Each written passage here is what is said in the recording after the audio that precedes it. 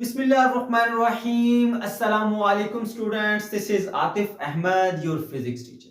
बच्चों, आज की इस वीडियो में हम डिस्कस करने जा रहे हैं एक्सरेज को। और आज का हमारा टॉपिक एग्जाम के पॉइंट ऑफ व्यू से बहुत ही इंपॉर्टेंट है। ये topic as a long question paper में आता है।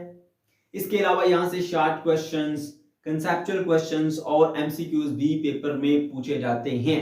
तो आपने इस टॉपिक को बहुत ही अच्छे तरीके से तैयार करना है। मैं इस टॉपिक की पूरी डिटेल आपको बहुत सिंपल और आसान तरीके से समझाऊंगा ताकि किसी भी किस्म की कोई भी कंफ्यूजन आपके माइंड में ना रहे। ओके, तो चलिए जी स्टार्ट करते हैं। आज की इस वीडियो में हम दो बोर्ड्स का इस्तेमाल करेंगे। ये रहा जी हमारा फर्स्ट बोर्ड और इसको कवर करने के बाद फिर हम जाएंगे सेकंड बोर्ड पर। ठीक है, और इनके स्क्रीनशॉट्स दोनों बोर्ड्स के मैं आपके साथ शेयर कर दूंगा ताकि आप अपने पास उनको सेव कर लें और एग्जाम में जाने से पहले इस टॉपिक को जल्दी से रिव्यू कर सके। ओके, तो चलिए जी स्टार्ट करते हैं। सबसे पहले थोड़ा सा जान लेते हैं कि भाई ये एक्स रेज जिनके बारे में हम काफी डिटेल में बात करने जा रहे हैं ये है क्या। बच्चों, एक्स रेज असल में इलेक्ट्रोमैग्नेटिक वेव्स हैं या इलेक्ट्रोमैग्नेटिक रेडिएशन कह लें आप। ठीक है, लेकिन एक मखसूस रेंज में वेवलेंथ रखने वाली। अब इलेक्ट्रोमैग्नेटिक वेव्स के बारे में तो आप सब जानते हैं कि भाई ऐसी वेव्स जिनको ट्रैवल करने के लिए किसी भी मीडियम की जरूरत नहीं होती, बिना मीडियम के ही ट्रैवल करती है। ठीक है, उनको हम बोलते हैं इलेक्ट्रोमैग्नेटिक वेव्स या इलेक्ट्रोमैग्नेटिक रेडिएशंस। ओके, अब ये ना पूरी एक रेंज होती है, इसके अंदर बहुत सारी वेवलेंथ्स पाई जाती हैं।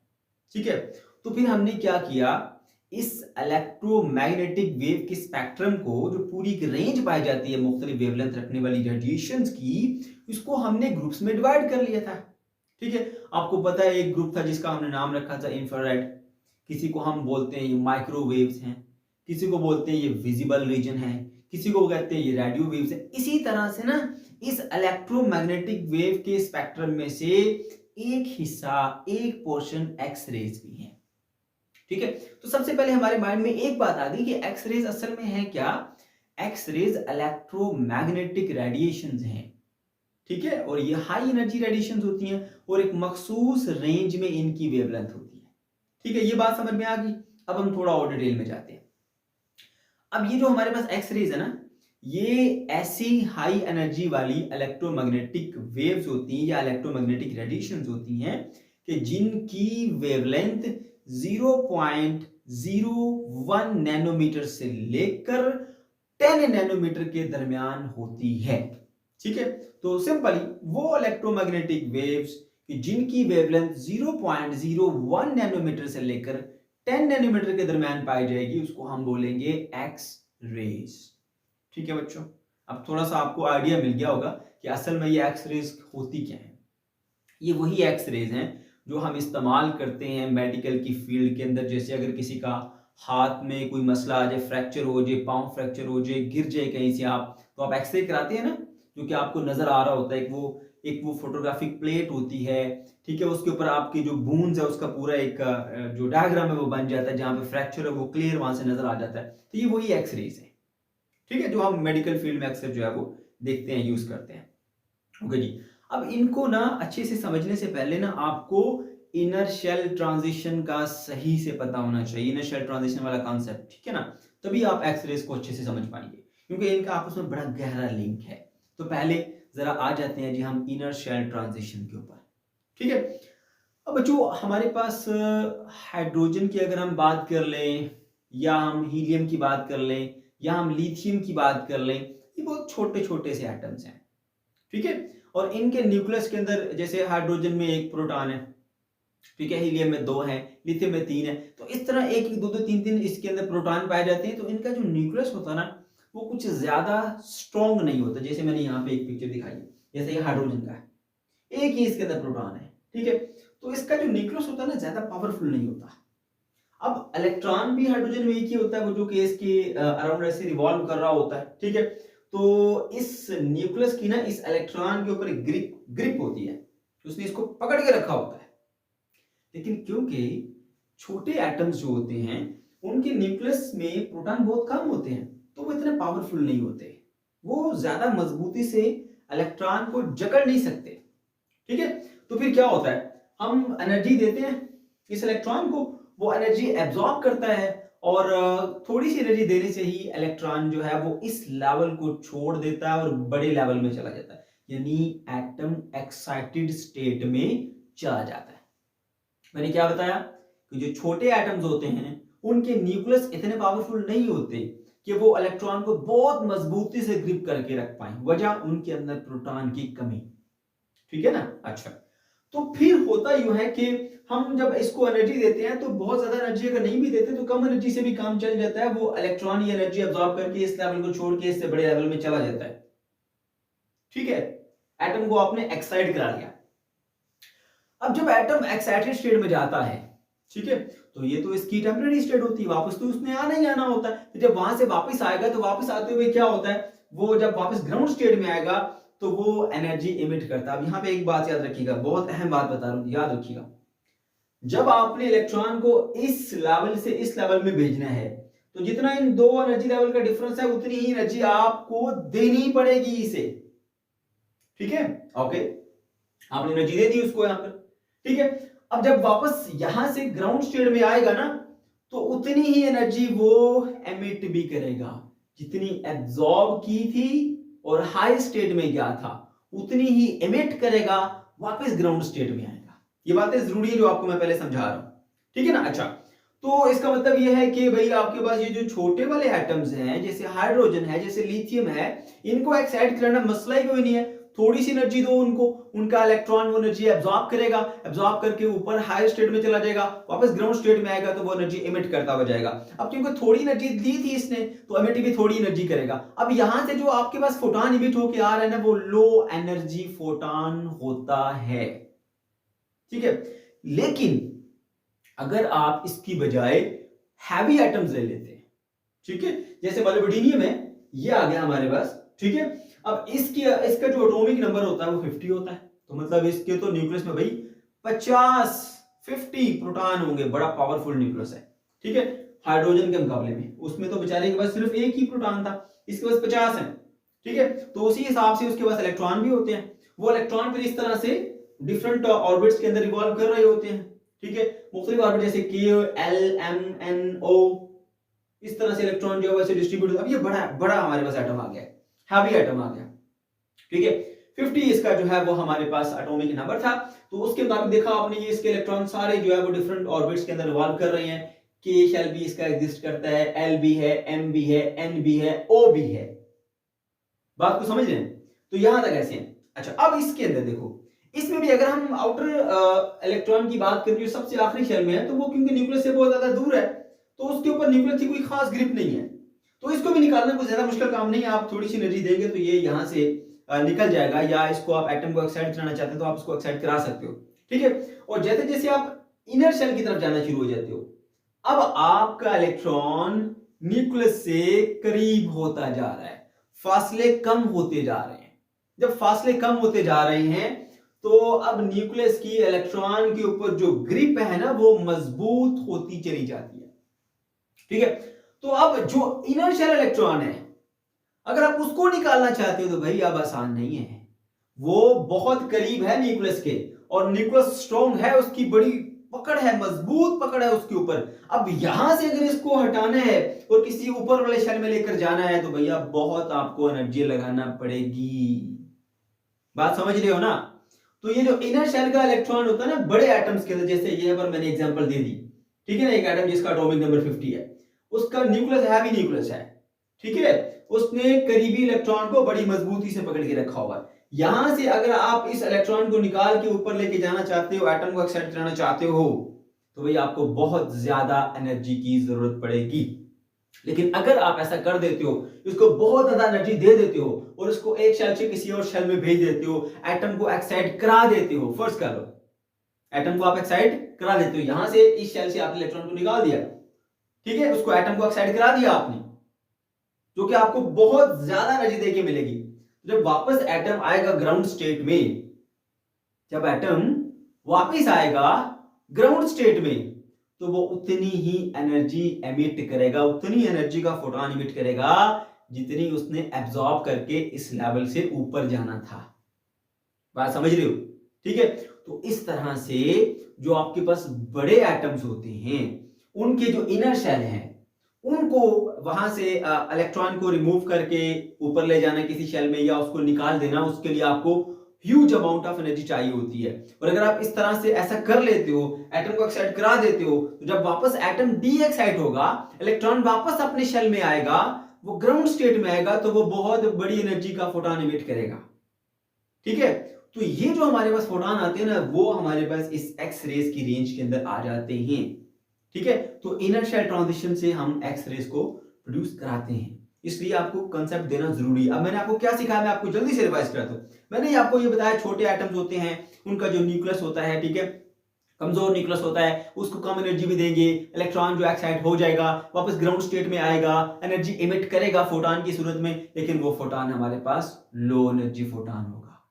लेकिन अगर हम बड़े एटम्स की बात कर लेते हैं, तो बड़े एटम्स में क्या होता है, हमारे पास जो न्यूक्लियस है वो बड़ा स्ट्रॉन्ग होता है, उसकी इनर शेल के ऊपर बहुत स्ट्रॉन्ग ग्रिप होती है। इनर शेल से इलेक्ट्रॉन को निकाल के अगर आप बड़े शेल में ले जाते हो, एक्साइट कराते हो, तो जब वापस वो ग्राउंड स्टेट में आएगा इलेक्ट्रॉन, तो उस सूरत में क्या होगा, वो huge amount of energy emit करेगा, बड़ी एनर्जी का फोटोन इमिट करेगा, और वो हमारा जो है वो फिर इस रेंज के अंदर, ये जो हमारे पास एक्स रेज वाली वेवलेंथ की रेंज है, उस रेंज के अंदर आ जाता है।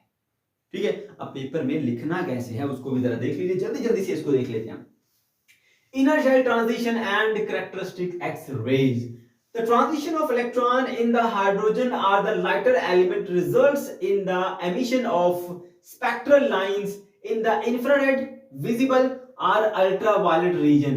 अब असल में ये बात बताना चाह रहे हैं कि भाई छोटे एटम से अगर आप उसको एक बार एक्साइट करा के डी एक्साइट कराओगे, तो वहां से निकलने वाला फोटोन जो है वो लो एनर्जी फोटोन होगा। जैसे वो किस रेंज में आएगा, इंफ्रारेड में आ सकता है, वो विजिबल में आ सकता है, वो अल्ट्रावायलेट में आ सकता है, वो एक्स रेज में नहीं आ सकता। समझ गए? ओके जी। तो यही बात हम चल रहे हैं, विजिबल और ultraviolet regions of electromagnetic spectrum due to small energy differences in transition level. ठीक हो गया बच्चों?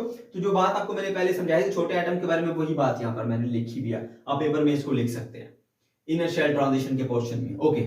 उसके बाद इन हैवी एटम्स, ठीक है, electrons are arranged in concentric shells like K, L, M, N, O दिखाया गया वहां पर। बड़े एटम्स हैं, उसमें इस तरह से इलेक्ट्रॉन जो है वो डिफरेंट शेल्स के अंदर अरेंज किए हुए हैं। Electrons in the outer shell are loosely bounded. ये भी मैंने बताया आपको कि आउटर शेल का इलेक्ट्रॉन लूजली बाउंडेड होता है, उसको निकालना कोई मसला नहीं है। So small amount of energy is required to excite the electron from the outer shell, and when it returns to the original state, it emits low energy photon। बाहर के इलेक्ट्रॉन न्यूक्लियस के दूरी होने की वजह से उसके ऊपर इतनी स्ट्रॉन्ग ग्रिप नहीं है, यहां से इलेक्ट्रॉन को निकालना, एटम को एक्साइट करना बहुत आसान है। वापस जब डी एक्साइट होगा, वापस ग्राउंड स्टेट में जाएगा, तो फिर एनर्जी भी कम ही इमिट करेगा, क्योंकि कम एनर्जी एब्जॉर्ब करके बाहर गया था, तो कम एनर्जी इमिट करके वापस भी आएगा। समझ गए? ओके जी। अब आए असल पॉइंट के ऊपर। On the other hand, inner shell electrons are tightly bounded electron. ये जो अंदर के इलेक्ट्रॉन है ना भैया, ये बहुत मजबूती से जुड़े हैं। क्यों? न्यूक्लियस बहुत हैवी है और इलेक्ट्रॉन उससे बहुत करीब है, फासले बहुत कम है। फासले कम है तो फिर इसके ऊपर अट्रैक्शन बहुत ज्यादा है। ठीक हो गया? तो इसीलिए on the other hand the inner shell electrons are tightly bounded electrons, so large amount of energy is required to excite it. इसको एक्साइट कराना है तो आपको लार्ज अमाउंट ऑफ एनर्जी देना पड़ेगी। And when these electron returns to the ground state, they emit a high energy photon। क्योंकि अंदर वाला इलेक्ट्रॉन जो इनर शेल इलेक्ट्रॉन है, वहां से निकाल के बड़े लेवल में लेके जाना है, तो ज्यादा एनर्जी रिक्वायर्ड है। ठीक है ना? तो फिर जब वो वापस ग्राउंड स्टेट में जाएगा, तो वो ज्यादा एनर्जी का फोटोन इमिट भी करेगा। क्यों? क्योंकि जितनी एनर्जी एब्जॉर्ब करा के वो एक्साइट हुआ है, उतनी एनर्जी का फोटोन इमिट करके वो डी एक्साइट भी होगा। समझ गए बात? उम्मीद आपको ये पॉइंट अब समझ में आ गया होगा। ठीक है। फिर वो क्या कहता है, these high energy radiations are named as X rays or characteristics X rays. इसको सिंपली अभी आप एक्स रेज ही कहें, कैरेक्टरिस्टिक्स एक्स रेज, क्योंकि हम आगे जाके पढ़ेंगे, तो इसलिए अभी फिर वक्त आप इसको एक्स रेज के ही माने। तो ये जो हमारे पास इनर शेल हैवी एटम्स के इनर शेल की जो ट्रांजिशन होती है ना, इलेक्ट्रॉन ऊपर नीचे आते जाते हैं, वहां से जो हमारे पास फोटान निकल के आ रहे होते हैं, वो फोटान जो है वो ऐसे फोटान होते हैं, हाई एनर्जी वाले होते हैं, और उनकी वेवलेंथ हमारे पास एक्सरेज की जो रेंज है उसके अंदर आ रही होती है। ठीक है बच्चों, उम्मीद है आपको इनर शेल ट्रांजिशन वाला जो कॉन्सेप्ट है वो समझ में आ गया होगा। ठीक है, अब हम आ जाते हैं जी एक्स रेज की डेफिनेशन के ऊपर कि भाई एक्स रेज होती क्या है। मैंने शुरू में भी थोड़ा सा आपको इंट्रोडक्शन बताया था, वही बात यहां पर भी है। X-rays are electromagnetic waves having the wavelength in the range of 0.01 nanometer to 10 nanometer। क्या है ये? इलेक्ट्रोमैग्नेटिक रेडिएशन है। कौन सी वाली? बहुत सारे इलेक्ट्रोमैग्नेटिक रेडिएशन है, मगर ये वो है जिनकी वेवलेंथ 0.01 नैनोमीटर से लेकर 10 नैनोमीटर के दरमियान होती है। ठीक है बच्चों, ओके जी। उसके बाद पेपर में आप नेक्स्ट हेडिंग लगाएंगे जी हिस्ट्री की। थोड़ा सा इसकी हिस्ट्री के बारे में भी लिख दीजिए। भाई ये बात है हमारे पास 1895 की, और एक साइंटिस्ट थे जिनका नाम था, क्या है मुश्किल से नाम है उनका, विलियम रॉन्जन। विलियम रॉन्जन थे, वो क्या कर रहे थे, वो स्टडी कर रहे थे कैथोड रेस को। ठीक है, कैथोड रेस को स्टडी करते हुए उन्होंने एक्सीडेंटली एक्स रेस को डिस्कवर कर लिया। ठीक है, वो काम कर रहे थे कैथोड रेस के ऊपर, उनके ऊपर जो है वो एक्सपेरिमेंटेशन चल रही थी, लेकिन उन्होंने ऑब्जर्व किया कि उनकी वैक्यूम ट्यूब से बाहर कुछ रेडिएशंस आ रही, उन्होंने डिटेक्ट की। ठीक है, अब वो तो इनके बारे में जानते नहीं थे कि ये क्या है और क्यों है, इतनी इंफॉर्मेशन उनके बारे में उनके पास नहीं थी, लेकिन डिस्कवर उन्होंने किया कि कुछ ऐसी रेडिएशंस हैं कि जो इस वैक्यूम ट्यूब से बाहर की तरफ आ रही हैं और वो फोटोग्राफिक प्लेट को धुंधला भी कर देती हैं। ठीक है, ये उनकी कुछ ऑब्जर्वेशंस थी उस रेडिएशंस के बारे में। अब क्योंकि वो उनके बारे में कुछ जानते नहीं थे, तो उन्होंने कहा कि ये हमारे पास जो है ना एक्स रेज। जैसे हम मैथ्स में कोई चीज अगर मालूम करनी होती है ना, पता नहीं होता उसका, तो हम कहते हैं जी let's suppose this is equal to x. ठीक है, वही काम उन्होंने यहां पे किया। अब इन रेडिएशन के बारे में तो उनको पता नहीं था, तो उन्होंने कहा जी ये हमारे पास एक्स रेज है, क्योंकि इनके बारे में वो जानते नहीं, यानी अननोन रेज है। ठीक है, तो इसको पेपर में कैसे लिखेंगे, हेडिंग लगाएंगे सबसे पहले हम हिस्ट्री की और लिखेंगे in 1895 x rays are accidentally discovered by German physicist William Roentgen. ठीक है, while studying the cathode rays in discharge tube. जब वो डिस्चार्ज ट्यूब में एक्स रेज के बारे में स्टडी कर रहा था, तो उस दौरान उसने एक्सीडेंटली ये डिस्कवर की थी। He observed another type of radiation that could be detected outside the tube. ये ट्यूब से बाहर डिटेक्ट की गई थी। ठीक है, he named his discovery as X-rays। उसने इसको एक्स-रेज का, क्यों एक्स-रेज का, जानता नहीं था उसके बारे में। X stand for unknown, क्योंकि इन रेज के बारे में वो बिल्कुल जानता ही नहीं था, वो इनके बारे में जानना चाहता भी नहीं था, ये तो एक्सीडेंटली डिस्कवर होगी। ठीक है, तो इसलिए उसका नाम ही रख दिया गया भाई ये हमारे पास एक्स-रेज है, यानी अननोन रेज। उम्मीद है ये पॉइंट भी समझ में आ गया होगा। अब हम आ जाते हैं जी इसके जो है वो प्रोडक्शन के ऊपर और कंस्ट्रक्शन के ऊपर। तो प्रोडक्शन से पहले हमें कंस्ट्रक्शन का पता होना चाहिए। ठीक है ना, तो पहली बात तो ये कि भाई हमारे पास एक्स-रेज को प्रोड्यूस करने के लिए इस तरह की एक एक्स-रे ट्यूब होती है। ठीक है ना, वो हम लेते हैं, राइट। अब इस एक्स-रे ट्यूब को ही हमें बस चाहिए। ठीक है, इसके अंदर का जो ऑपरेटस है वो सारा समझ लीजिए। इसमें कौन कौन से कंपोनेंट्स होते हैं। नंबर 1 पे हम बात करेंगे कि फिलामेंट की। यहाँ पे आप देख सकते हैं ये एक फिलामेंट है। ठीक है, और इसका पर्पस क्या है, इसका पर्पस ये है कि जब इसमें से करंट पास किया जाए तो ये हीट प्रोड्यूस करे। हीटिंग पर्पस के लिए हम फिलामेंट को यूज करें। मैं चीज भी बताऊंगा और चीजों के साथ साथ उनका जो यूज है वो भी बताता चला जाऊंगा, ताकि आपको पता हो कि ये चीज अगर हम यूज कर रहे हैं तो क्यों यूज कर रहे हैं। फिलामेंट का काम है जी हमारे पास हीट को प्रोड्यूस करना। ठीक है, उसके बाद नेक्स्ट है जी हमारे पास कैथोड। इस फिलामेंट के सामने हमने एक मेटल की ऑब्जेक्ट रखी हुई है, मेटल कह लीजिए सिंपली आप। ठीक है, उसको हम कैथोड कहते हैं। और इसका पर्पस क्या है कि जब इस पे हीट पड़े, तो क्योंकि मेटल सरफेस को जब हीट अप किया जाता है तो उसकी सरफेस में से इलेक्ट्रॉन्स एमिट होते हैं, जिसको हम थर्मियोनिक एमिशन कहते हैं। ठीक है, तो इसका इस्तेमाल किया फिलामेंट का हीट प्रोड्यूस करने के लिए, कैथोड की मेटल शीट का इस्तेमाल किया उसकी सरफेस में से इलेक्ट्रॉन को एमिट कराने के लिए। समझ गए, दो चीजें होगी। तीसरी है जी हमारे पास टारगेटेड एनोड। अब एनोड जो है वो हमारे पास एक टारगेट मेटल होती है जिसके ऊपर हमने इलेक्ट्रॉन की बम्बार्डमेंट करनी होती है, हाई एनर्जी इलेक्ट्रॉन की। ठीक है ना, तो ये हमारे पास जो है वो उसको हम एनोड बनाते हैं उस मेटल का। ठीक है, ये हमारे पास टंगस्टन भी हो सकती है, मोलिब्डेनियम भी हो सकती है, और भी कोई कॉपर या कोई हैवी एटम हो सकती है। ओके जी, उसके बाद फिर आ जाता है जी हमारे पास फिलामेंट की सप्लाई है। भाई देखो, अगर फिलामेंट को गर्म करना है तो उसको कुछ ना कुछ वोल्टेज तो देने पड़ेंगे ना, ठीक है। वोल्टेज दोगे, वो करंट फ्लो कराएगा, तो फिर हीट प्रोड्यूस होगी, तो वोल्टेज उसके लिए चाहिए। फिर आता है एक्सेलरेटिंग वोल्टेज। अब इसका क्या काम है भाई एक्सेलरेटिंग वोल्टेज का? इसको हम क्यों लेके चल रहे हैं? हमने असल में हाई एनर्जी इलेक्ट्रॉन्स को हैवी मेटल के ऊपर जाके ना स्ट्राइक कराना होता है। जैसे मैंने यहां पर बताया ना कि इनर शेल ट्रांजिशन कराने के लिए हाई एनर्जी रिक्वायर्ड है। क्यों? तो ये वाला जो इलेक्ट्रॉन होता है ना, न्यूक्लियस से बड़ी मजबूती से जुड़ा होता है। अब हमने इसको निकालना है, किसी भी तरह से नॉकआउट करना है इसको इलेक्ट्रॉन हिट करा के। तो आपका जो यहां से हीट मिली, इस कैथोड ने इलेक्ट्रॉन जनरेट किए, वो तो लो एनर्जी इलेक्ट्रॉन्स होते हैं भाई, उसके काम लेना हमने हाई एनर्जी बनाना है उसको। तो हाई एनर्जी बनाने के लिए फिर हम क्या करते हैं, इसको यूज करते हैं एक्सेलरेटिंग वोल्टेज को, ठीक है ना। तो एक्सेलरेटिंग वोल्टेज का काम यह है कि इलेक्ट्रॉन को फास्ट करे, थोड़ा तेजी से मूव कराए, ठीक है। और वो कैसे तेजी से मूव करते हैं? इलेक्ट्रॉन ने अगर मूव करना है ना, तो मूव करने के लिए भाई आपको चाहिए इलेक्ट्रिक फील्ड। इलेक्ट्रिक फील्ड मतलब एक पॉजिटिव प्लेट समझ लो, एक नेगेटिव प्लेट, ऐसे मैंने इलेक्ट्रिक फील्ड बना दी इसके दरम्यान में, ठीक है। तो अब इधर अगर मैं एक इलेक्ट्रॉन रखता हूं, तो वो भागा भागा जाएगा पॉजिटिव प्लेट की तरफ, भागा हुआ जाएगा पॉजिटिव प्लेट की तरफ, क्योंकि हमने इलेक्ट्रिक फील्ड बना दी दो प्लेट्स के दरम्यान में, ठीक है।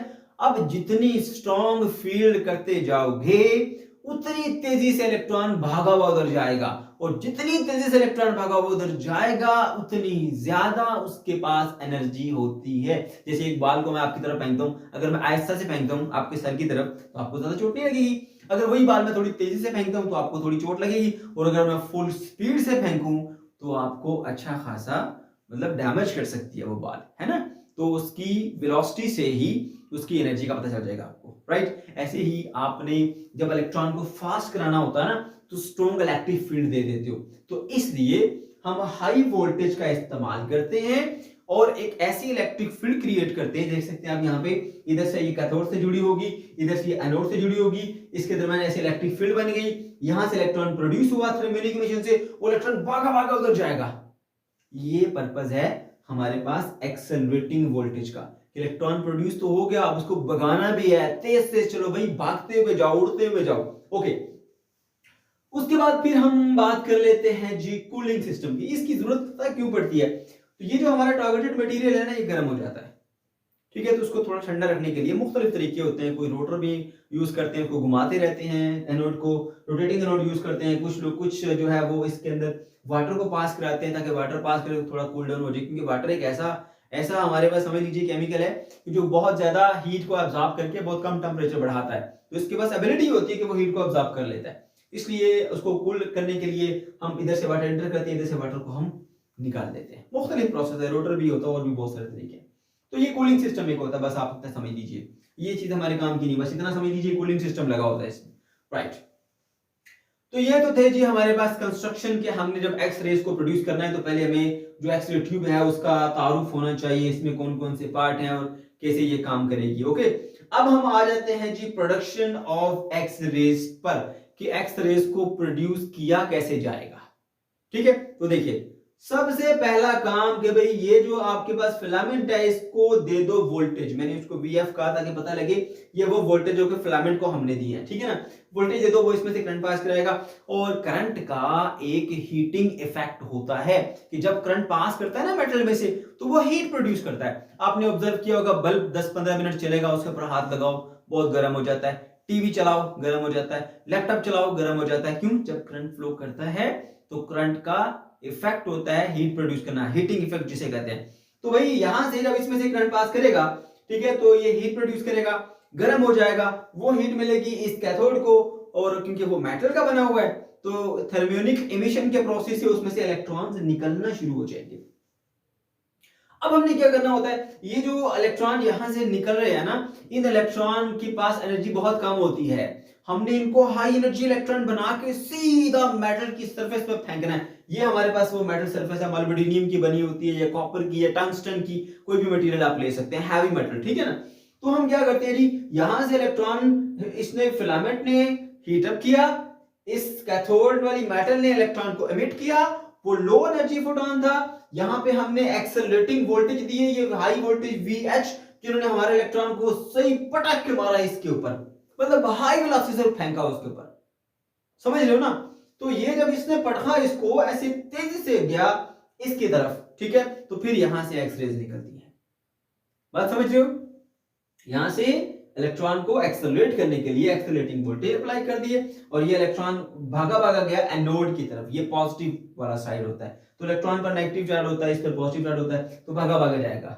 ठीक है, अब यहाँ आगे हैवी मेटल है, उस मेटल के ऊपर जाके ये टकराता है। तो ये करता क्या है, ये दो तरीकों से इंटरेक्ट करता है। ठीक है ना, अब आप ध्यान से सुनिएगा, जब आप जाके उसे टकराता है तो दो तरह से इंटरेक्ट करता है।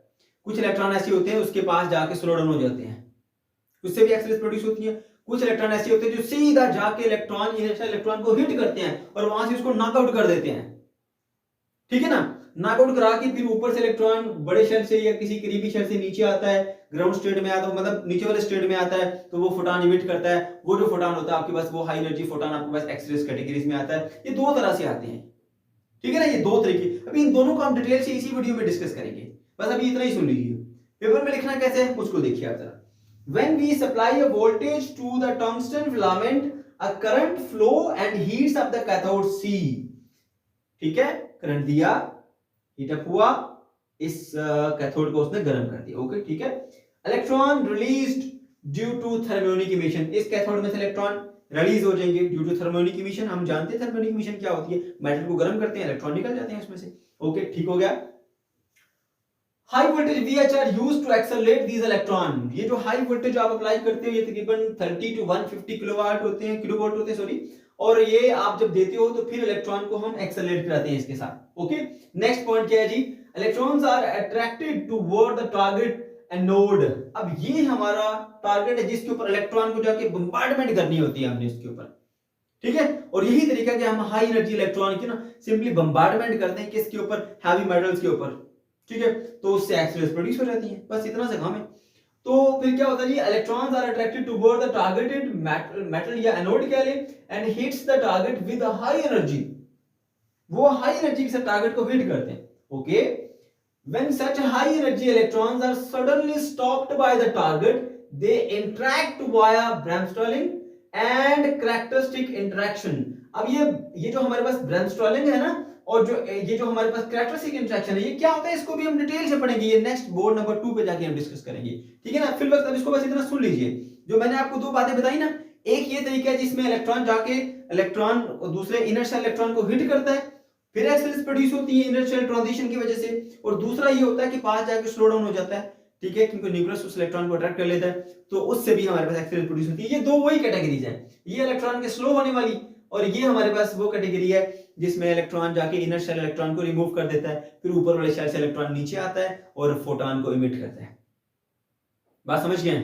ओके, तो ये इन दो का ही पॉइंट लिखा हुआ है कि हमारे पास हाई एनर्जी इलेक्ट्रॉन जब जाके टारगेट से इंटरेक्ट करता है तो दो तरह का इंटरेक्शन होता है। कुछ जाके इलेक्ट्रॉन को इनर शेल इलेक्ट्रॉन को नॉकआउट करते हैं, कुछ उसके न्यूक्लियस के पास जाके स्लो डाउन हो जाते हैं। ठीक है, तो ये वो दो इफेक्ट्स हैं। एक हमारे पास ये आ गया ब्रैमस्टर्लिंग इफेक्ट, और दूसरा आ गया हमारे पास कैरेक्टरिस्टिक इंटरेक्शन। ठीक है ना, ये दो बातें हैं, वही मैं आपको बता चुका हूं, इसको हम अभी डिटेल से डिस्कस करेंगे नेक्स्ट बोर्ड के ऊपर। ओके, अच्छा, ये बातें हमें समझ में आ गई में कैसे इस तरह से हमारे पास एक्सरेज प्रोड्यूस हो जाती है। मैंने लिखा भी यहाँ पे, एंड रिजल्ट्स इन एक्सरेज। ठीक है ना, वो जो फास्ट मूविंग इलेक्ट्रॉन है वो हैवी मेटल से इंटरेक्ट करते हैं दो तरह से, ब्रैमस्टर्लिंग और कैरेक्टरिस्टिक इंटरेक्शन करते हैं, उसके नतीजे में एक्सरेज बनती है। ओके, ठीक हो गया, इतनी बात समझ में आ गई, राइट। अब बच्चों आपके पास ये जो इलेक्ट्रॉन आ रहा है, इसकी एनर्जी का 99% जो है वो हीट में चेंज होता है, और सिर्फ 1% जो है वो एक्स-रे फोटॉन की सूरत में आपको मिलेगा। तो मैंने यहाँ पे पॉइंट लिखा, 99% of energy of electron converted into the heat and only 1% into the X-rays photon. ठीक है, ये पॉइंट याद रखना है, एमसीक्यूज में आपके ये पूछा जाएगा। The target become very hot. अब जो ये हमारे पास मेटल है, मोलिब्डेनम कह लें या टंगस्टन कह लें या आपके पास कॉपर है, उसके ऊपर आपने जब इसकी बम्बार्डमेंट करते हैं ना, क्योंकि आपको पता है कि 99% जो है वो हीट बन जाती है, सिर्फ 1% एक्सरेज प्रोड्यूस होती है, तो ये आपके पास जो मटेरियल है वो फिर बहुत ज्यादा गर्म हो जाता है। उसको ठंडा रखने के लिए फिर क्या किया जाता है, ये कूलिंग प्रोसेस किया जाता है। इसके अलावा ऐसी मेटल का हम जो है वो सिलेक्शन करते हैं कि भाई जो थोड़ा सा हीट को बर्दाश्त कर सके, जिसके अंदर ये एबिलिटी हो कि वो हीट को बर्दाश्त कर सके। ठीक है ना, ऐसा ना हो कि बहुत जल्दी वो मेल्ट हो जाए। तो उससे मेल्ट होने से भी हमने उसको बचाना होता है, राइट। ओके जी, तो ये उसने साथ में कुछ ऑप्शन भी लिखे हैं कि हम जो है वो यूजुअली मोलिब्डेनम का इस्तेमाल कर सकते हैं, टंगस्टन का इस्तेमाल कर सकते हैं, कॉपर का इस्तेमाल कर सकते हैं, मतलब ये ऐसी मेटल्स हैं कि जो बर्दाश्त कर लेती हैं हीट को, राइट। ओके जी, तो इस तरह से हमने देखा कि हम एक्सरेज को प्रोड्यूस कर सकते हैं। अब जल्दी से मैं समराइज करता हूँ इस पॉइंट को, भाई कैसे करते हैं एक्सरेज प्रोड्यूस। बात माइंड में इतनी रखो कि हाई एनर्जी इलेक्ट्रॉन्स को उठा के पटक देना है जी हैवी मेटल्स के ऊपर, ठीक है। वो जब हैवी मेटल से इंटरेक्ट करती है तो दो तरह से इंटरेक्ट करती है, ठीक है ना। एक इंटरेक्ट करेंगी कि इलेक्ट्रॉन को, इनर से इलेक्ट्रॉन को रिमूव करेंगी, ऊपर वाले शेल से इलेक्ट्रॉन नीचे आएगा, फोटॉन इमिट करेगा, एक्सरेज बन गई। दूसरा इंटरेक्ट इलेक्ट्रॉन उसके न्यूक्लियस के पास जाकर स्लो डाउन हो जाएगा उसकी अट्रैक्शन की वजह से, ठीक है। तो उससे भी एनर्जी जो है वो एमिट होती है, वो भी एक्सरेज की सूरत में। कैसे अभी बताऊंगा उसको, ठीक है ना। ये दो तरीके हैं, बस इतना से काम है। अब उसके लिए करना क्या पड़ता है, उसके लिए सारा ये झंझट करना पड़ा, फिलामेंट लगाना पड़ा, उसने हीट पैदा की, कैथोड देना पड़ा, उसने इलेक्ट्रॉन इमिट किए, एक्सेलरेटिंग एनोड दिया, उसने इलेक्ट्रॉन को भगाया, ठीक है। उसके बाद हमने क्या किया, सामने टारगेट रखा, उस टारगेट के ऊपर भागते हुए इलेक्ट्रॉन को पटका मारा उसके ऊपर, ठीक है, टारगेट। तो उसके बाद फिर हमारे पास एक्सरेज मिल गई, ठीक है बच्चों। उम्मीद है ये चीजें आपको समझ में आ गई होगी। आगे बढ़ते हैं जी, अब हम बात करते हैं जी फैक्टर्स अफेक्टिंग, ठीक है ना। अब ये जो हमारे पास एक्सरेज का जो एक स्पेक्ट्रम मिलता है, मतलब डिफरेंट रेडिएशन की पूरी रेंज मिलती है ना, ये किन चीजों पर डिपेंड करती है, दो चीजें। नंबर वन में बात करेंगे जी हम वोल्टेज की। जो आपने एक्सेलरेटिंग वोल्टेज लगाई है ना, ये एक्सेलरेटिंग वोल्टेज कंट्रोल करते हैं इसको। नंबर टू, सेकेंडली हम जो है वो टारगेटेड मटेरियल, यानी वो जो आपने यहाँ पे मटेरियल यूज किया ना, ठीक है ना, उस टारगेटेड मटेरियल के ऊपर भी डिपेंड करता है कि किस वेवलेंथ की रेडिएशन वहां से एमिट होंगी, ठीक है ना। तो एक तो कंट्रोल करते हैं ये वोल्टेज, एक्सेलरेटिंग वोल्टेज, और दूसरा इस मटेरियल की नेचर, ये मटेरियल कौन सा आपने इस्तेमाल किया है, तो मटेरियल पे डिपेंड करते हैं। तो ये दो चीजें हैं जो कि कंट्रोल कर रही होती हैं स्पेक्ट्रम ऑफ एक्स रेज, कि आपको किस वेवलेंथ की जो एक्स रेज है वो मिलेगी, समझ गए। ओके, अब हम आ जाते हैं जी नेक्स्ट बोर्ड के ऊपर, बोर्ड नंबर 2 पर। ओके बच्चों, अब यहां पे सबसे पहले हम बात कर लेते हैं एक्सरे स्पेक्ट्रम के बारे में। तो पहले तो ये पता होना चाहिए कि भाई स्पेक्ट्रम क्या होता है। मैं बार बार बता चुका हूं, फिर बता देता हूं। स्पेक्ट्रम कहते हैं set of radiations of different wavelength. जैसे आपके पास रेनबो है, उसमें 7 डिफरेंट कलर्स हैं, हर कलर की अपनी अपनी वेवलेंथ है, अलग अलग वेवलेंथ है। ये अलग अलग वेवलेंथ रखने वाली जो रेडिएशन है उसका पूरा जो सेट बनता है इसको हम स्पेक्ट्रम कहते हैं या स्पेक्ट्रम ऑफ लाइट कहते हैं। इसी तरह से बच्चों, जो हमारा जो टारगेटेड मटेरियल था, जब उसके ऊपर हमने हाई एनर्जी इलेक्ट्रॉन की बम्बार्डमेंट की थी, वहां से एक्सरेज एमिट हुई थी, ठीक है। अब वो जो एक्सरेज है ना, वो किसी एक वेवलेंथ की नहीं थी, बल्कि अलग अलग वेवलेंथ की थी। तो ये अलग अलग वेवलेंथ रखने वाली जो एक्सरेज है, इनका पूरा जो एक सेट बनता है इसको हम बोलते हैं एक्सरेज स्पेक्ट्रम। अब बच्चों, आपकी बुक में ना इस एक्सरे स्पेक्ट्रम और इंटेंसिटी के दरमियान में एक ग्राफ शो किया गया है, ठीक है। तो चलिए इसको डिस्कस कर लेते हैं, और पेपर में आपने इसको लिखना है कैसे वो भी आपको साथ साथ बता देता हूं। सबसे पहले हेडिंग लगाइए एक्सरे स्पेक्ट्रम की और लिखिए कि spectrum of X-rays emitted consist of 2 parts. Number 1 characteristics X-rays and number 2 continuous X-rays. अब ये दो मेन चीजें जो आपने समझनी, जो कि पिछले बोर्ड में मैंने आपसे कहा था कि आपको समझाऊंगा, वो यहां पे हम क्लियर करेंगे, ठीक है।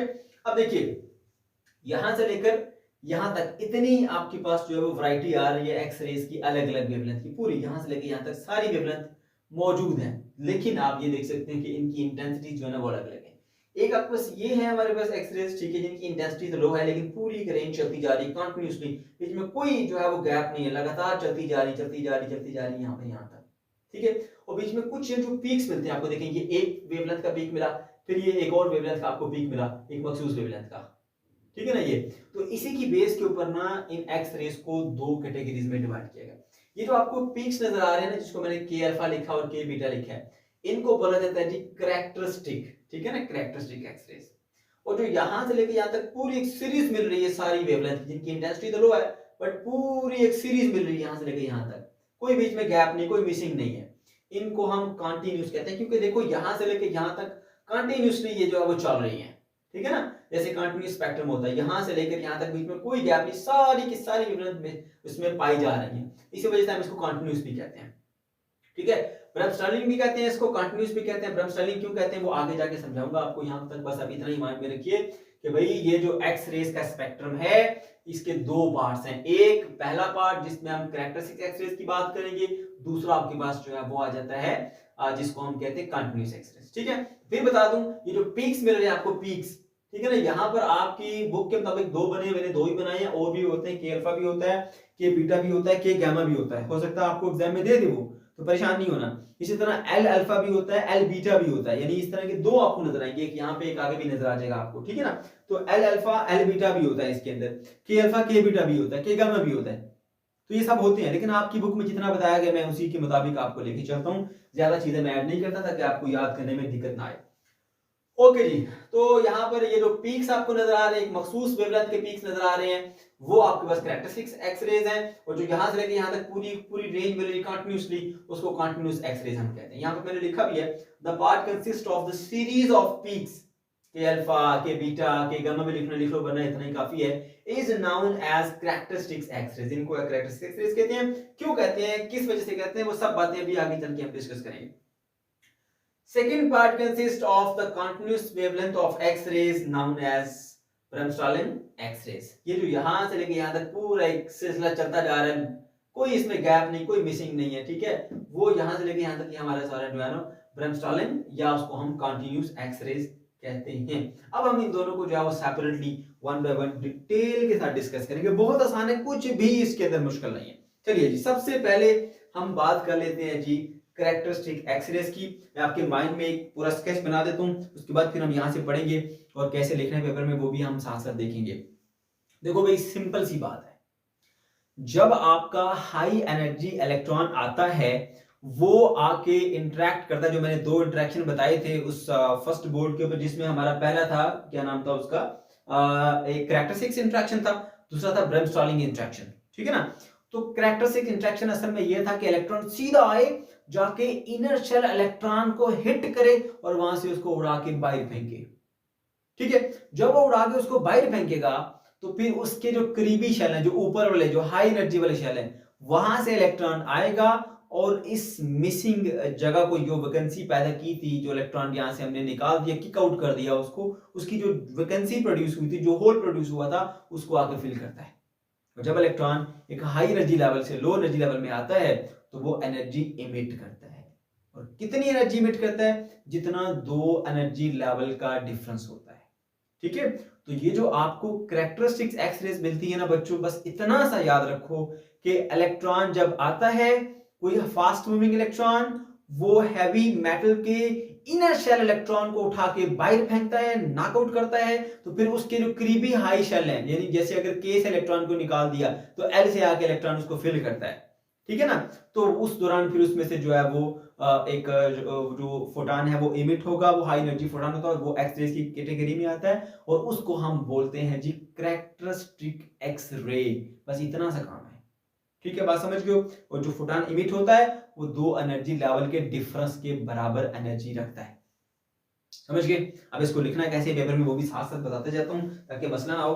When a fast moving electron strikes with a heavy element like tungsten, जैसे टंगस्टन है, जैसे आपके पास मोलिब्डेनियम है, जैसे आपके पास कॉपर है, the electron from the inner most shell such as K और एल में नॉक आउट। जब फास्ट मूविंग इलेक्ट्रॉन आके इंटरेक्ट करता है तो हो सकता है वो के शेल से एक इलेक्ट्रॉन को उड़ा दे, पहले वाले शेल से, या दूसरे शेल जिसको हम एल शेल कहते हैं उससे भी इलेक्ट्रॉन को उड़ा सकता है और वहां पे एक होल क्रिएट कर सकता है, वैकेंसी क्रिएट कर सकता है। तो लिखेंगे if one electron from the के शेल इज रिमूव्ड, फर्ज कर लो कि आपका इलेक्ट्रॉन आया, उसने आके हिट के, जैसे यहाँ पर मैंने एक एटम बनाया हुआ है, ठीक है, ये हमारे पास जो है वो यहाँ पे फर्ज कर ले कि हमने इलेक्ट्रॉन भेजा था, उसने यहाँ से इलेक्ट्रॉन को निकाल फेंका, फर्स्ट शेल में से निकल गया, बाहर निकल गया, तो वहां पे एक वैकेंसी पैदा हो जाएगी, ठीक है। तो अब क्या होगा, if one electron from the K shell is removed thereby producing a vacancy or hole in the K shell, वो क्या करेगा, वहां पे एक गैप छोड़ देगा, एक वैकेंसी छोड़ देगा, एक होल छोड़ देगा, यानी इलेक्ट्रॉन की जरूरत छोड़ देगा वहां पे वो, ठीक है। तो क्या होगा, फिर क्या होगा, the electron from the L shell, K के बाद L आता है ना, पहला शेल K, इलेक्ट्रॉन उससे निकल गया, वहां होल पैदा हो गई, अब उससे नेक्स्ट कौन सा है, सेकंड वाला शेल L, ठीक है ना। तो कहते हैं electron from the L shell, यानी सेकंड शेल में से इलेक्ट्रॉन आता है, फिल दिस वैकेंसी, इस वैकेंसी को फिल करता है by emitting a photon of energy HF K alpha, and this is called K alpha X rays. आपको जो दो पीक मिले ना, K अल्फा और K बीटा, अब K अल्फा कैसे मिलता है ये उसकी बारी कैसे, क्या बताया आपको, इलेक्ट्रॉन फास्ट मूविंग आया, हैवी मेटल से टकराया, उसके इनर शेल फर्स्ट कर ले, K शेल में से इलेक्ट्रॉन को उड़ाया, उड़ाने के बाद वहां पे वैकेंसी पैदा कर दी। अब उसका जो बिल्कुल साथ, उसके साथ वाला शेल यानी सेकंड शेल, जिसको हम एल शेल कहते हैं, वहां से इलेक्ट्रॉन आएगा, उस K शेल को वैकेंसी को फिल कर देगा। तो जितना K और L का डिफरेंस है, उतनी एनर्जी का फोटोन वहां से एमिट होगा, क्योंकि इलेक्ट्रॉन हाई एनर्जी से लो एनर्जी में गया है, तो उतनी एनर्जी का फोटोन वहां से एमिट होगा, और उसकी एनर्जी को हम HF K अल्फा से डिनोट करते हैं, और उसको हम कहते हैं K अल्फा एक्स रेस। और ये वो पीक K अल्फा का जो मिल रहा है कि जब पहले शेल से इलेक्ट्रॉन निकल जाएगा और उसके साथ वाला जो सेकंड शेल है वहां से इलेक्ट्रॉन आएगा, उसको फिल करे, वो वाला फोटोन जो निकल के आएगा उसका नाम जो है वो K अल्फा एक्स रेस होगा। ठीक है, ओके। अब सिर्फ ये नहीं है कि आपके पास सेकंड शेल से ही इलेक्ट्रॉन आके फिल कर सकता है, भाई थर्ड से भी इलेक्ट्रॉन आके फर्स्ट में फिल कर सकता है गैप को, यानी M शेल से इलेक्ट्रॉन निकलकर भी L में K में आ सकता है। ठीक है, तो यहां पर लिखा भी है the electron from the M shell में also fill with this vacancy. ठीक है ना, तो इलेक्ट्रॉन जो है वो M शेल से आके भी इस वैकेंसी को फिल कर सकता है। अब एक चीज मैं आपको बताना पड़ेगा, वो बता देता हूं आपको। देखिए, ये मैंने आपको कहा कि हमारे पास जो फोटोन की एनर्जी होगी वो HF K अल्फा है, उसको कहते हैं हम K अल्फा एक्स रेज हैं। और मैंने ये बताया आपको कि जितनी एनर्जी का फोटोन होगा ना, वो दो एनर्जी लेवल का डिफरेंस के बराबर होगा। यानी अब वो कहां से कहां जा रहा है, वो जा रहा है जी L शेल से K शेल में। तो L वाला जो शेल है और जो K वाला जो शेल है, उन दोनों का जो एनर्जी लेवल का डिफरेंस होगा, उतनी एनर्जी का फोटोन इमिट होगा। तो अब ये देख सकते हैं जी HF K alpha is equal to EL minus EK। ये पॉइंट मैं बताना आपको भूल गया था, मैंने रिपीट कर दिया। ठीक है बच्चों, ओके जी। अब देखिए दूसरा, तो अब ये भी पॉसिबिलिटी है कि तीसरे शेल से भी इलेक्ट्रॉन आके पहले में फिल कर सकता है। तो अगर तीसरे से पहले में यानी M से K में आए तो फिर क्या होगा, the electron from the M shell may also fill the vacancy by emitting a photon of energy HF K beta. इसकी एनर्जी को हम नाम देंगे HF K बीटा। ठीक है ना, और वो जो फोटोन इमिट होगा उसको फोटोन को बोलेंगे जी K बीटा, ये वाला K बीटा। ठीक है, ये K अल्फा और ये K बीटा। ठीक है, तो यहां पर जो फोटोन की एनर्जी होगी वो भी दो एनर्जी लेवल के डिफरेंस के बराबर ही होगी। अब वो कहां से कहां जा रहा है, वो M से K में जा रहा है। तो M और K के दरमियान जो एनर्जी लेवल का डिफरेंस है ना, एनर्जी का डिफरेंस है, उतनी एनर्जी का फोटोन ही यहां से इमिट हो सकता है। So HF K beta is equal to EM minus EK, क्योंकि M से आया है और K में गया है। समझ गए? अब मैं दोबारा से रिपीट करता हूं भाई, कैरेक्टरिस्टिक एक्सप्रेस क्या है, सीधी सी बात है, जब हाई एनर्जी इलेक्ट्रॉन आके हैवी मेटल से टकराता है, इनर शेल को रिमूव कर देता है, उसमें से इलेक्ट्रॉन को रिमूव कर देता है, वहां पे वैकेंसी पैदा हो जाती है। अब जो इनर शेल में वैकेंसी पैदा हो जाती है उसको करीबी शेल आके फिल करते हैं। ठीक है ना, जब करीबी शेल आके फिल करते हैं तो वहां से एक एनर्जी का फोटोन जनरेट होगा और वो एक्स रेज में आता है, और वो हमारे पास x rays characteristic x rays होती हैं कि पहले शेल K शेल में से इलेक्ट्रॉन को निकाल दिया, K शेल में से इलेक्ट्रॉन को निकाल दिया। अब अगर L से आके उसमें इलेक्ट्रॉन फिल होता है तो वो जो एक्स रे प्रोड्यूस होगी उसको K अल्फा बोलेंगे। अगर M से K में आता है तो उसको बोलेंगे बीटा। ठीक है ना, उसको बोलेंगे K बीटा। ठीक है, इसी तरह से अगर M की बजाय N से इलेक्ट्रॉन, ये भी पॉसिबिलिटी है, N से इलेक्ट्रॉन आके K में आता है तो उसको हम बोलते हैं K गैमा। ठीक है, वो हम यहाँ पे स्टडी नहीं कर रहे, मतलब आपकी बुक में नहीं है, लेकिन वैसे बता देता हूं आपकी इंफॉर्मेशन के लिए। K alpha, K beta, K gamma. K series कब मिलेगी, जब पहले शेल में इलेक्ट्रॉन आए, जब पहले शेल में इलेक्ट्रॉन आए, K है ना पहला शेल, पहले शेल में इलेक्ट्रॉन आएगा तो K सीरीज मिलेगी। K अल्फा क्या है जी, दूसरे से पहले में आए। K बीटा कब मिलेगा, तीसरे से पहले में आए। और K गामा कब मिलेगा, चौथे से पहले में आए। ठीक है, बात समझ में आ गई? उम्मीद अब आपको ये पॉइंट क्लियर हो गया होगा। ये बात याद रखनी है आपने, K alpha, K beta, K gamma, ये जो पीक्स आपको मिलते हैं कब मिलते हैं, जब K शेल से इलेक्ट्रॉन निकल जाता है ना, उस वैकेंसी को अगर L शेल पूरा करे, K की वैकेंसी को अगर L शेल पूरा करे तो K अल्फा, K की वैकेंसी को अगर M शेल पूरा करे तो K बीटा, के की वैकेंसी को अगर एन शेल पूरा करे, वहां से इलेक्ट्रॉन आके उसको पूरा करे, तो फिर बनेगा हमारे पास के गामा। ओके, उम्मीद है अब आपको ये पॉइंट जो है वो समझ में आ गए होंगे। ओके, सो के alpha, K beta, K gamma results from the transition in के शेल, ट्रांजिशन इन के शेल, यानी के शेल में इलेक्ट्रॉन आएगा from L M N, L से आ जाए, एम से आ जाए, एन से आ जाए, लेकिन के में आए। जब के फिल होगा तो के सीरीज होगी। ठीक हो गया? एल से आएगा के में तो के अल्फा, एम से आएगा तो के बीटा, एन से आएगा तो के गामा, बस रिस्पेक्टिवली। ओके, अब सिर्फ ये पॉसिबिलिटी नहीं, और भी पॉसिबिलिटीज हैं कि अगर ऐसा हुआ कि इलेक्ट्रॉन आया, उसने के की बजाय एल शेल से इलेक्ट्रॉन को रिमूव कर लिया, अब वहां पे वैकेंसी पैदा हो गई, तो फिर क्या होगा? फिर ये होगा आपके पास कि उससे वो वेरी नेक्स्ट है, यानी एल के बाद फिर कौन सा आता है? एम। अगर तो एम शेल से इलेक्ट्रॉन आके उसमें फिल हो जाए, तो फिर आपके पास जो वहां से फोटॉन इमिट होगा उसको बोलेंगे एल अल्फा। अगर एम की बजाय इलेक्ट्रॉन एन से आ जाए, यानी एक छोड़ के उससे अगले शेल से इलेक्ट्रॉन आके एल शेल को फिल करे, तो फिर मिलेगा आपको एल बीटा। समझ गए आप? ओके, तो यहां पे वही बात बताई गई है, where L alpha, L beta, L gamma results from the transition into L shell.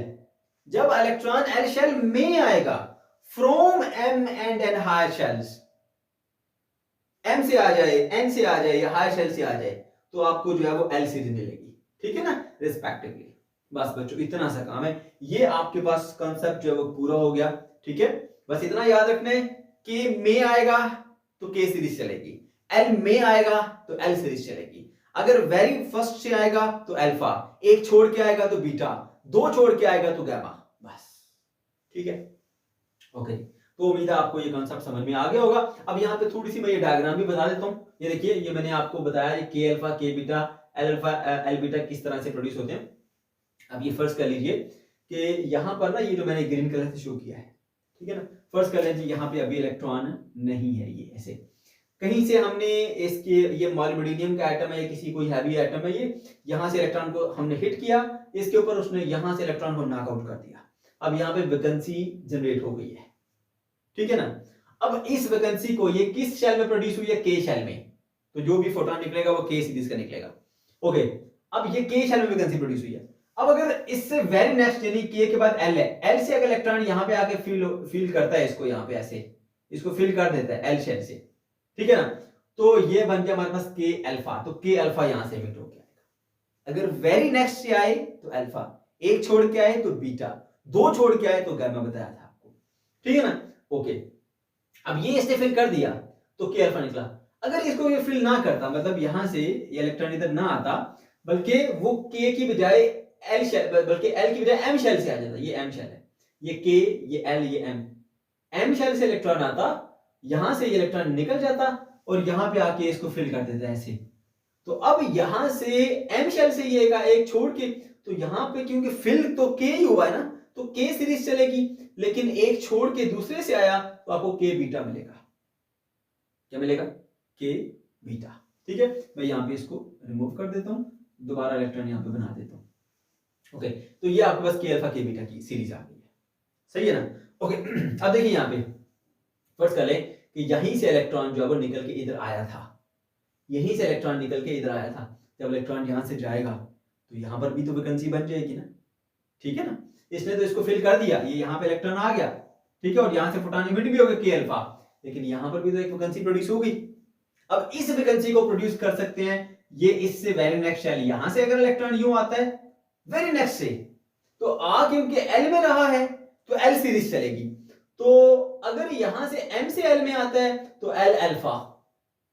अगर ऐसा हो जाए कि इसको छोड़ के, एक शेल छोड़ के उससे नेक्स्ट से आता है, यानी एन से आ जाता है, एन से यहां पे आके इसको फिल कर देता है, तो फिर आपको एल बीटा सीरीज मिलेगी।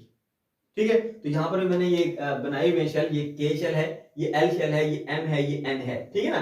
अब अगर तो वैकेंसी प्रोड्यूस हुई है इसके अंदर के शेल में, वैकेंसी के शेल में है, इलेक्ट्रॉन नॉकआउट हुआ के शेल से, अब वो के शेल अगर फिल करता है एल तो के अल्फा। अगर ये छोड़ के ऊपर वाले शेल से इलेक्ट्रॉन नीचे आ जाता है, एम से इलेक्ट्रॉन यहां पे आ गया तो के बीटा, ठीक है ना। ओके, इसी तरह से अगर वो यहाँ की बजाय n से सीधा k में आ जाएगी तो k गैमा भी हो सकता है। ठीक हो गया? ओके, लेकिन आपके वो कोर्स में नहीं है, छोड़ दिए उसको। अब अगर वैकेंसी प्रोड्यूस हो सकती है जी आपके पास L शेल में, दूसरे शेल में वैकेंसी प्रोड्यूस होगी। अब अगर उससे करीबी यानी उससे करीब तरीन M है, M से अगर L में आएगा तो L अल्फा, क्योंकि L फिल हो रहा है तो L सीरीज। अगर N से इसमें आएगा एक छोड़ के तो L बीटा आएगा। ठीक है बच्चों, उम्मीद है आपको ये कंसेप्ट अब सही से समझ में आ गया होगा। अब उसके बाद हम बात कर लेते हैं जी कंटिन्यूस एक्स-रेज की। ये कंटिन्यूस एक्स-रेज कौन सी होती है? ये जो आपको यहां से लेकर यहां तक पूरी एक रेंज मिल रही है, ये कंटिन्यूस रेंज। ये कंटिन्यूस एक्स-रेज जो है वो किस तरह से प्रोड्यूस होती है और कैसे होती है, जरा उसको देख लीजिए।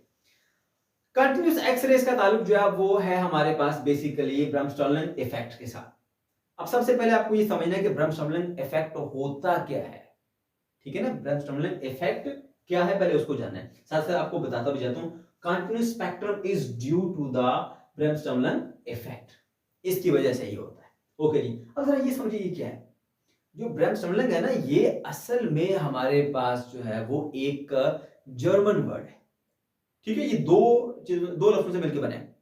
एक जो है वो लफ्ज है हमारे पास ब्रह्मसन, और दूसरा जो है वो हमारे पास स्ट्रोलन है। ये जो ब्रह्मसन है ना, इसका मतलब होता है ब्रेक, रोकना, ब्रेक लगाना। ठीक है, और ये जो स्ट्रोलन है ना, स्ट्रोलन का मतलब होता है रेडिएशन। तो ब्रह्मस्टोलन, ये ब्रह्मसन और स्ट्रोलन ये दोनों मिलते हैं तो बनता है हमारे पास ब्रह्मस्टोलन। ठीक है ना, तो ब्रह्मस्टोलन जो है वो उसका असल में मतलब होता है रेडिएशन को ब्रेक करना, उनको रोकना।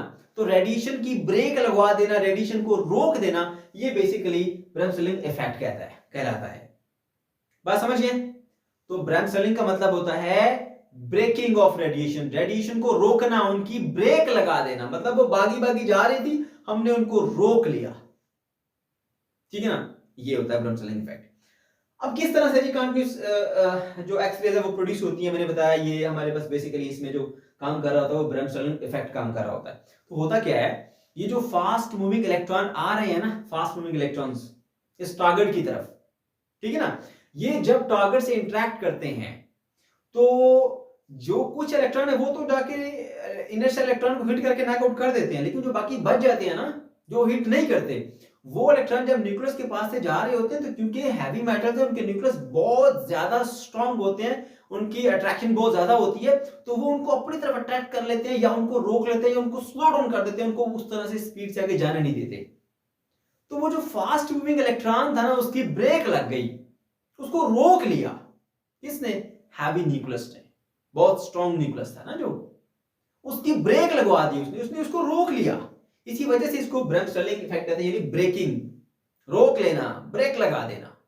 जब इसकी ब्रेक लगेगी तो इलेक्ट्रॉन एक चार्ज पार्टिकल है, उसकी ब्रेक लगने का मतलब है वो एक्सेलरेट हो गया या डी एक्सेलरेट कह लें आप उसको। तो जब भी कभी चार्ज डी एक्सेलरेट होता है तो वो एनर्जी एमिट करता है in the form of electromagnetic radiation. ठीक है, अब ये जो इलेक्ट्रोमैग्नेटिक रेडिएशन की सूरत में एनर्जी एमिट होती है ना, ये भी आपके पास एक्स-रेज की सीरीज में आती है, एक्स-रेज की रेंज में आती है। फिर सुनिए एक मरतबा, कंटिन्यूस एक्स-रेज क्या होती है भाई? ये ब्रह्मस्टोलन इफेक्ट की वजह से होती है। ब्रह्मस्टोलन इफेक्ट कहते हैं रेडिएशन को रोकना, उनकी ब्रेक लगाना। फास्ट मूविंग इलेक्ट्रॉन जो भागे भागे आ रहे थे टारगेटेड मटेरियल की तरफ से, वो उनका जो हैवी न्यूक्लियस होता है वो उन इलेक्ट्रॉन को अपनी तरफ अट्रैक्ट करके उनको स्लो डाउन कर लेता है। वो न्यूक्लियस की स्ट्रॉन्ग फील्ड में से वो पास नहीं कर पाते, उसको अट्रैक्ट हो जाते हैं उसकी तरफ, यानी उसको स्लो डाउन कर लेता है उनको, इवन उनको रेस्ट पर भी लेके आ सकता है। तो वो जो उनको स्लो डाउन कर लेता है ना, तो जब वो उनको स्लो डाउन करता है उनका न्यूक्लियस हैवी मेटल का, तो स्लो डाउन होने का मतलब है कि चार्ज डी एक्सेलरेट हो गया, या एक्सेलरेट कह लें आप इसको, डी एक्सेलरेट कहना चाहिए, चार्ज डी एक्सेलरेट हो गया। तो जब भी चार्ज डी एक्सेलरेट होगा तो वो क्या करेगा? वो एनर्जी को एमिट करेगा, एनर्जी को एमिट करेगा, और वो एनर्जी जो है वो हमारे पास एक्स-रेज की सूरत में या इलेक्ट्रोमैग्नेटिक रेडिएशन की सूरत में हमें मिल रही होती है। ठीक है, ये हमारे पास वो कंटिन्यूस एक्स-रेज है जो हमें मिल रही होती है, जो हमें रिसीव हो रही होती है। ये जो हमारे पास डिफरेंट रेंज आ रही है यहां से लेकर यहां तक, ये सारी वही है। ठीक है ना, ये जो आपको पीक्स मिल रही है, ये peaks K alpha, K beta, K gamma, ये इलेक्ट्रॉन के नॉकआउट होने की वजह से, इनर शेल इलेक्ट्रॉन के नॉकआउट होने की वजह से हमें मिल रही होती है। और जो बाकी है ना, यहां से लेकर यहां तक पूरी सीरीज, ये पूरी सीरीज जो है ना वो ब्रह्मस्टोलन इफेक्ट की वजह से भी मिल रही होती है। ठीक है, उम्मीद है आपको ये पॉइंट समझ में आ गया होगा। लिखना कैसे पेपर में, continuous spectrum is due to bremsstrahlung effect. Bremsstrahlung refers to braking radiation, okay, and it is derived from the German word bremsen to brake and Strahlen to radiation. Okay, when the fast moving electrons are bombarded, the target, they are suddenly slow down. जब वो bombardment की जाती target की तो वो suddenly slow down होते हैं. क्यों स्लो डाउन होते हैं? वजह मैंने बताई है, न्यूक्लियस बहुत स्ट्रांग है, बहुत हैवी है, इलेक्ट्रॉन को उधर जाने की बजाय उसको अपनी तरफ अट्रैक्ट करने की कोशिश करता है, तो वो स्लो डाउन कर देता है उसको. ठीक है, उनकी स्पीड को कम कर देता है. On impacting with the target, जब इलेक्ट्रॉन जाके उस मेटल के साथ, हैवी मेटल के साथ इंटरेक्ट करने की कोशिश करता है, तो वो उसको स्लो डाउन कर देता है, क्योंकि उसका न्यूक्लियस उसको अट्रैक्ट कर रहा होता है, तो वो जिधर जा रहा है उसको उधर जाने की बजाय उसको स्लो डाउन कर देता है थोड़ा सा. We know that the accelerating charge emit electromagnetic radiation. मैंने बताया आपको, एक्सेलरेटिंग चार्ज या डिसेलरेटिंग चार्ज जो है वो हमारे पास रेडिएशंस को एमिट करता है. ठीक हो गया? ओके, these impacting electron, यानी वो जो जाके मेटल से टकरा रहे हैं उनको कह रहे हैं impacting electron. These impacting electron strongly deaccelerate and emit the high energy radiation. ये strongly deaccelerate होते हैं, तो जब ये strongly deaccelerate होंगे तो वो हमारे पास जो है वो हाई एनर्जी की इलेक्ट्रोमैग्नेटिक रेडिएशंस को एमिट करते हैं. ठीक है, ये जो मूविंग चार्ज है जब वो हाईली डीएक्सेलरेट होता है, हाई रेट पे डीएक्सेलरेट होता है, तो वो हाई एनर्जी की इलेक्ट्रोमैग्नेटिक एनर्जी जो है वो एमिट कर रहा होता है. ठीक है ना? The energy of emitted photon is equal to the difference of kinetic energy. अब वो जो फोटोन एमिट हुआ, जब इलेक्ट्रॉन डीएक्सेलरेट हुआ यानी स्लो डाउन हुआ, तो कितनी एनर्जी का फोटोन एमिट करेगा? जितना उसकी काइनेटिक एनर्जी में डिफरेंस आया. फर्ज कर लो, मैं सिर्फ समझने के लिए कहते हैं भाई 10 जूल उसके पास काइनेटिक एनर्जी थी इनिशियली. अब वो जब इंटरेक्ट हुआ मेटल के साथ तो उसकी 2 जूल रह गई, तो डिफरेंस कितना हुआ? 8 जूल का. तो वहां से जो फोटोन एमिट होगा वो 8 जूल का होगा. यानी जितना एनर्जी का डिफरेंस है ना इनिशियल काइनेटिक एनर्जी और फाइनल काइनेटिक एनर्जी में, उतनी एनर्जी का फोटोन वहां से एमिट होगा. उम्मीद है ये पॉइंट भी समझ में आ गया होगा. ठीक है ना? सो HF वो फोटोन की एनर्जी है, that is equal to kinetic energy final initial minus kinetic energy final. अब आप कह रहे हैं कि सर इनिशियल माइनस फाइनल क्यों किया, फाइनल माइनस इनिशियल क्यों नहीं किया? तो जब लॉस निकालते हैं ना, लॉस एनर्जी में लॉस आया ना काइनेटिक एनर्जी में, ठीक है ना, तो वो बेसिकली आपके पास इनिशियल माइनस फाइनल से ही निकालते हैं. तो ये इनिशियल काइनेटिक एनर्जी और ये आ गई हमारे पास final kinetic energy. Initial minus final is equal to HF. ठीक है ना? अच्छा, अब हमने यहाँ पे एक जो है वो मैथमेटिकल रिलेशन निकालना है, वो कि जिसमें कम से कम वेवलेंथ या ज्यादा से ज्यादा हाई एनर्जी का जो फोटोन है वो कौन सा हो सकता है. उसके लिए एक मैथमेटिकल रिलेशन निकालना है. कम से कम वेवलेंथ या ज्यादा से ज्यादा एनर्जी वाला फोटोन जो है वो कितना हो सकता है, उसके लिए हमने एक मैथमेटिकल रिलेशन निकालना है. फिर इसको चेक भी करेंगे क्या हमारे ये एक्सपेरिमेंटल रिजल्ट्स के साथ मैच करता है या नहीं करता. If electron lose all it's kinetic energy, first कर लो कि कोई ऐसा इलेक्ट्रॉन है वो जब इंटरेक्ट करता है तो वो अपनी सारी की सारी काइनेटिक एनर्जी को लूज कर देता है. ठीक है ना? क्योंकि मैक्सिमम एनर्जी वाला चाहिए. तो भी एक आप ऐसा एग्जांपल ले लो इलेक्ट्रॉन की जो कि सारी की सारी काइनेटिक एनर्जी जो है वो लूज कर देता है और कंप्लीटली रेस्ट पे आ जाता है. जब वो कंप्लीटली रेस्ट पर आ जाएगा ना तो उसकी फाइनल काइनेटिक एनर्जी हो जाएगी 0, और जितनी उसके पास इनिशियली काइनेटिक एनर्जी थी वो सारी की सारी एनर्जी जो है वो इलेक्ट्रोमैग्नेटिक रेडिएशन की सूरत में वो एमिट कर देगा. तो वही बात यहाँ पे लिखी हुई है, if electron lose all it's kinetic energy in the first collision the entire kinetic energy appear as x-rays photon. तो जितनी भी उसके पास एनर्जी थी वो सारी की सारी अपीयर होती है एज अ एक्स-रे फोटोन. तो यहाँ पे आप देख सकते हैं इसी इक्वेशन के अंदर जो है ना इसको आप 0 पुट कर लें, क्योंकि फाइनल काइनेटिक एनर्जी जो है वो हमारे पास 0 हो गई है. तो आपके पास सिर्फ और सिर्फ kinetic energy equal to K आ जाएगा, sorry HF is equal to K आ जाएगा. HF is equal to kinetic energy max, और यहाँ पर काइनेटिक एनर्जी जो फाइनल थी वो क्या होगी? 0. क्यों? इलेक्ट्रॉन कंप्लीटली स्लो डाउन नहीं हुआ बल्कि कंप्लीटली रेस्ट पर आ गया. सही है? ओके, तो ये आ गया हमारे पास एक रिलेशन मैक्सिमम काइनेटिक एनर्जी का. ओके, अब एक जो इलेक्ट्रॉन है, ये जो मूविंग चार्ज है, उसकी एनर्जी को हम कैसे कैलकुलेट कर सकते हैं? देखो भाई, इलेक्ट्रॉन को जब आपने मूव कराना है ना तो उसको इलेक्ट्रिक फील्ड से ही आप मूव करा सकते हो. तो जितना उसके ऊपर चार्ज है और जितने पोटेंशियल से आपने इसको एक्सेलरेट कराया है, दोनों को जब आप मल्टीप्लाई करते हैं तो आपको इलेक्ट्रॉन की एनर्जी मिल जाती है. जितना इलेक्ट्रॉन पर चार्ज है और जितने पोटेंशियल से आपने इसको एक्सेलरेट कराया है ना, इसको मूव करा रहे हो आप, उन दोनों को मल्टीप्लाई कर दो, इलेक्ट्रॉन की एनर्जी आपको मिल जाएगी. ठीक है ना? तो इसीलिए काइनेटिक एनर्जी का जो मैंने फार्मूला यहां पर लिखा है वो charge of electron into potential, जो कि एक्सेलरेटिंग पोटेंशियल हमने दिया है इसको. ठीक है, ये हमारे पास काइनेटिक एनर्जी का फार्मूला, वो यहां पर आप इसके अंदर चाहे पुट कर दें, चाहे इस इक्वेशन को और इस इक्वेशन को आपस में आप रिलेट कर दें, यानी काइनेटिक एनर्जी HF के भी इक्वल है और kinetic energy Q into V के भी इक्वल है। तो दोनों को आप कंपेयर करेंगे तो आपको पता लगेगा Q into V is equals to H into F। अब हमने वो कम से कम वेवलेंथ जो है वो कैलकुलेट करनी है इसके लिए, ठीक है ना। ओके जी, तो हमें तो यहाँ पे वेवलेंथ नजर नहीं आ रही, तो ये जो फ्रीक्वेंसी है ना इसके अंदर हमने वैल्यू पुट करनी है v is equal to f lambda, जो क्लास 10th में फॉर्मूला पढ़ के आए थे, उसकी जगह पे आप c is equal to f lambda करेंगे और f की वैल्यू c बाय लैम्डा, ठीक है, वो यहाँ पर पुट कर दीजिए। तो ये बन जाएगा जी आपके पास q e into v h c by lambda. अब लैम्डा की वैल्यू क्योंकि हमें चाहिए, उसके लिए मैथमेटिकल रिलेशन हमने बनाना है, उसको हम ले आएंगे इधर और इस सारे को ले जाएंगे नीचे।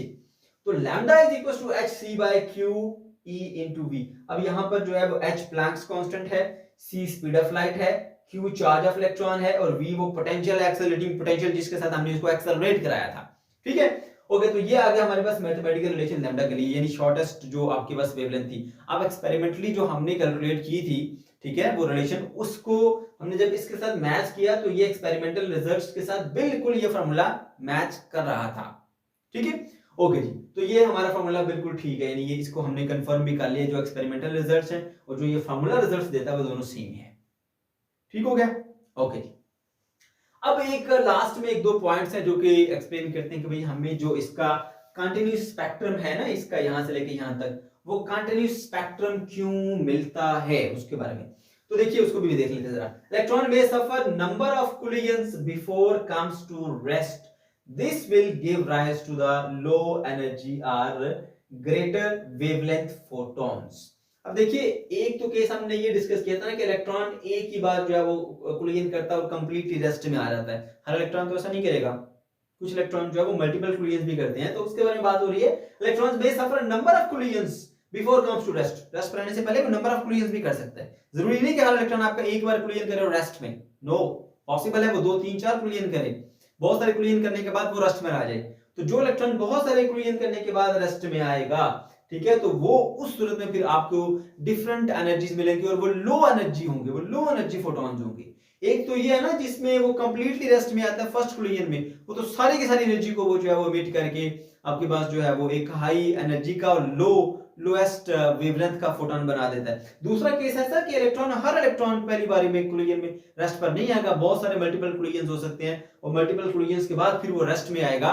तो उस सूरत में क्या होगा, उस सूरत में फिर आपके पास ये होगा कि वो जो एनर्जी है ना वो मैक्सिमम एनर्जी के बजाय कम एनर्जी वाले फोटॉन्स जो है वो एमिट करेगा और उसमें अगर एनर्जी कम होगी तो डेफिनेटली उसकी जो वेवलेंथ है वो बढ़ जाएगी, ठीक है ना। Okay ji, thus continuous spectrum is obtained और यही वो वजह है जिसकी वजह से हमें continuous spectrum मिलता है due to de-acceleration of electron।